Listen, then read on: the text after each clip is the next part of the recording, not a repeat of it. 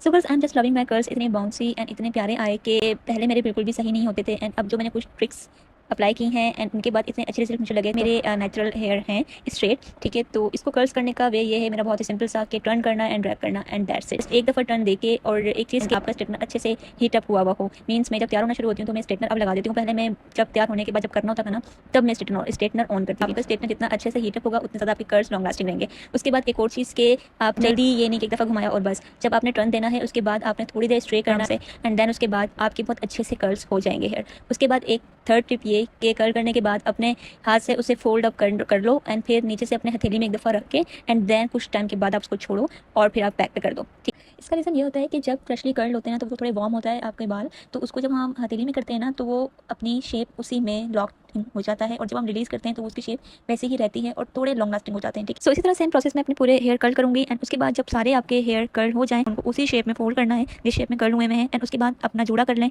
Light सा जूड़ा, ठीक है, और पिन लगा लें। जब तक आप दूसरा पार्ट करेंगे तो ये आपके जो है वो रफ नहीं होंगे और लॉक हो जाए। दोनों साइड पर मैं जब अपने कर्ल्स कर लेती हूँ देन उनको थोड़ी देर जो है वो जूड़ा बना लेती हूँ। देन जो भी छोटे मोटे काम होते हैं वो करके देन जब फाइनल लुक करना होता है देन इसको खोलती हूँ ना तो हेयर मॉइस्चर भी लॉक हुआ होता है एंड हेयर आपकी उतने रफ नहीं लग रहे होते जितने अगर आप उसको ओपन करके रखोगे तो लूज भी हो जाएंगे और कर्ल्स इतने लास्टिंग नहीं रहते। तो उसके बाद अपना इन्वर्जन मेथड आपने थोड़ा सा करना है लाके जो है वो थोड़े थोड़े से आपके कर्ल्स लूज हो जाएं, जिस तरह हमने टाई किए थे तो थोड़े से वो लूज हो जाए एंड देन जब आप अपना सर ऊपर करोगे तो आहा क्या मतलब इतने कमाल के बाउंस आता है, इतने कमाल के कर्ल्स लगते हैं और मज़े की बात के लॉन्ग लास्टिंग भी होते हैं।